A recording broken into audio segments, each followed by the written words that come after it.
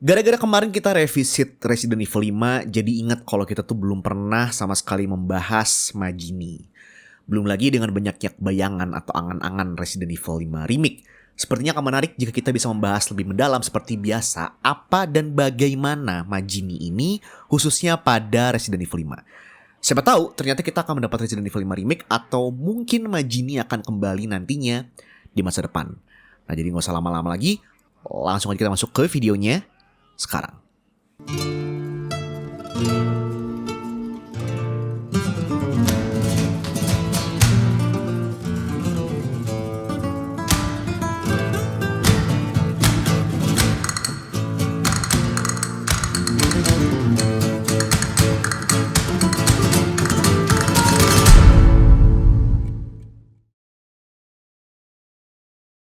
Mirip seperti Ganado, Majini juga diambil dari bahasa lokal Swahili. Menariknya, Majini sendiri merupakan bentuk jamak dari Jimmy, yang juga merupakan serapan dari bahasa Arab untuk kata jin. Nah, maka dari itu, Majini bisa diartikan sebagai orang-orang jahat atau bahkan orang yang bersifat layaknya iblis. Setidaknya sampai saat ini, penamaan Majini hanya berlaku bagi mereka yang terinfeksi oleh plaga tipe 2 dan tipe 3 saja. Yang berarti juga sejauh ini, mereka masih terisolasi di Kijuju dan wilayah sekitarnya. Seperti sepupu Ganado mereka, Majini juga terbagi menjadi 3 grup. Yang pertama ada Town Majini. Ini adalah para warga kota Kijuju yang bahkan sebelum kehadiran Tricell dan Ricardo Irving memang tengah berada di dalam sebuah konflik sosial. Mereka sebelumnya adalah para warga kota yang kurang puas dengan kebijakan pemerintah yang baru dan tidak menyukai kehadiran pekerja kulit putih di kota mereka karena dinilai telah mengambil banyak lapangan pekerjaan dan merusak cara hidup mereka. Beberapa dari warga kota ini akhirnya membuat sebuah pergerakan teroris dan salah satunya dipimpin oleh sang instigator Majini berkacamata hitam. Ialah yang kemudian dikelabui oleh Irving dan Tricell yang saat itu tengah mencari cara untuk mendemonstrasikan efektivitas plaga tipe 2 kepada para calon pembeli di pasar gelap. Ketika instigator dan beberapa orang lainnya menjadi korban infeksi pertama, merekalah yang kemudian ikut menyebarkan plaga tipe 2 ke para warga lain sehingga aksi protes dan teror mereka menjadi semakin bengis dan kejam seiring infeksi dan jumlah mereka yang bertambah banyak. Sementara itu, Irving dan Tricell mulai mengumpulkan data infeksi mereka. Yang kedua ada Wetland Majini. Tidak seperti tahun Majini, mereka adalah suku Nipaya yang terinfeksi dengan plaga tipe 3. Plaga tipe ini tidak memiliki daya tumbuh cepat tipe 2 sehingga mereka awalnya dikelabui oleh Irving untuk datang ke kilang minyak agar mendapat suntikan pencegah penyakit. Suntikan ini sebenarnya adalah telur dari plaga tipe 3. Hanya dalam waktu beberapa hari saja, seluruh wanita dan anak-anak mati akibat infeksi mereka, sementara para pria mulai bermutasi menjadi Majini. Mereka kemudian menjadi lebih agresif dalam melindungi tanah mereka dari orang-orang asing, bahkan sampai mengenakan hiasan-hiasan perang yang biasanya hanya digunakan oleh leluhur mereka di masa peperangan hebat. Juga berbeda dari tahun Majini, tujuan dari Tricell dan Irving menginfeksi suku Nipaya dengan tipe 3 adalah sebagai penelitian lebih lanjut untuk menghilangkan kelemahan dari tipe 2 dan meningkatkan kekuatan fisik Majini. Daya tahan wanita dan anak-anak terhadap parasit ini dinilai mengecewakan. Namun, perubahan kekuatan fisik yang drastis ketimbang tahun Majini dinilai sebagai sebuah kemajuan kecil. Ketiga ada Base Majini. Versi tipe 3 yang sudah disempurnakan kemudian digunakan untuk menginfeksi Base Majini. Mereka sebelumnya adalah ex-militer dan pasukan keamanan yang bertugas mengamankan markas dan area operasi milik Tricell. Base Majini juga lebih pintar dan lebih terorganisir daripada Majini-Majini lainnya. Pengalaman tempur mereka juga memastikan mereka lebih efisien dalam melaksanakan tugasnya. Inilah kenapa kebanyakan dari mereka juga lebih sering terlihat menggunakan AK-74, RPG, granat, stun rod hingga tameng besi anti peluru. Secara fungsi dan perilaku, Majini memang hampir tidak bisa dibedakan dengan Ganado milik Los Illuminados. Namun ada 2 faktor yang membuat mereka jauh lebih berbahaya daripada sepupu Ganadonya.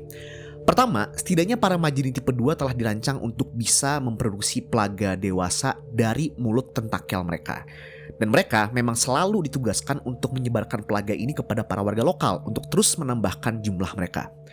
Kedua, jika Ganado Los Illuminados akan selalu menurut dan harus menerima perintah dari orang-orang seperti Sadler dan Mendes yang menggunakan plaga dominan, Majini justru dapat berfungsi bebas tanpa kehadiran plaga dominan di antara mereka. Ambil contoh kasus pada tahun Majini. Karena bahkan setelah infeksi, mereka masih setia pada agenda dan tujuan awal mereka, yaitu menggulingkan pemerintahan saat itu dan mengusir atau membunuh setiap warga asing yang mereka temui. Majini juga bisa dan mampu menerima perintah dari non-Majini atau manusia biasa. Terlihat dari bagaimana Irving, Wesker, dan Excella dapat dengan bebas memerintah dan bekerja sama dengan Majini. Selain itu, Majini juga sepertinya lebih mampu menyamar dan bersifat atau bertindak layaknya manusia biasa ketimbang Ganado. Hal ini bisa kita perhatikan ketika mereka mampu bertindak normal saat Chris dan Sheva masuk ke area Kijuju untuk pertama kalinya, sebelum akhirnya mereka menghilang dan bersiap untuk menyergap. Kemudian ada juga fakta bahwa pelaga tipe 2 dan 3 tahan terhadap sinar matahari. Ini berarti Majini memiliki lebih banyak waktu untuk bermutasi ke bentuk pelaga mereka dan tidak terbatas pada malam hari atau area tanpa sinar matahari saja. Meskipun begitu, mereka tetap lemah terhadap sinar flashbang atau sinar terang. Tentu ini akan membuat Majini dan pelaga buatan Trycell menjadi lebih menarik bagi para bioteroris, karena ini berarti para calon pengguna tidak perlu mengambil resiko menyuntikkan pelaga dominan untuk mengendalikan Majini. Hal ini ditambah dengan jumlah mereka yang dapat bertambah dengan mudah, seharusnya membuat Majini sempurna bagi para teroris yang ingin menciptakan pasukan cepat tanggap hingga pasukan sergap secara instan, namun ingin aman dari risiko penularan atau infeksi terhadap orang-orang yang penting dalam organisasinya. Kemudian untuk melengkapi mutasi mereka, beberapa Majini juga beradaptasi secara unik dengan pelaga, mirip seperti Ganado.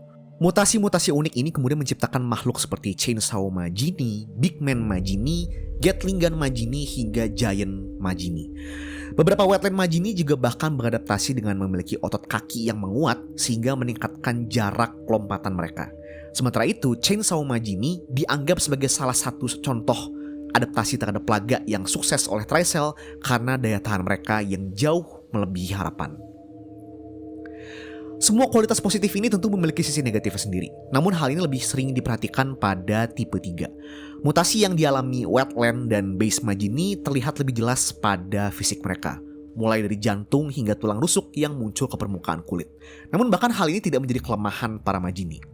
Trycell juga menilai negatif mutasi siklus palaga baru yang tercipta dari tipe 3, yaitu Duvalia. Duvalia sendiri adalah parasit yang akan muncul dan menghancurkan keseluruhan tubuh bagian atas Majini. Makhluk ini berbentuk seperti bunga dengan cangkang anti peluru.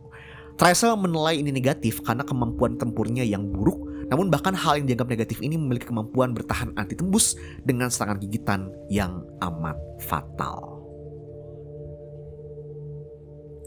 Sekilas kita lihat Majini sepertinya cocok dianggap sebagai salah satu bioweapon yang sempurna ya. Nah, bagaimana menurut kalian? Mungkinkah Majini kembali di masa depan atau kita akan bertemu lagi mereka via Resident Evil 5 Remake yang entah kapan rilisnya? Sound off di kolom komentar dan kita diskusikan seperti biasa. Segitu untuk video kali ini. Gue Bakal Trick signing off dan bye-bye guys. Thank you.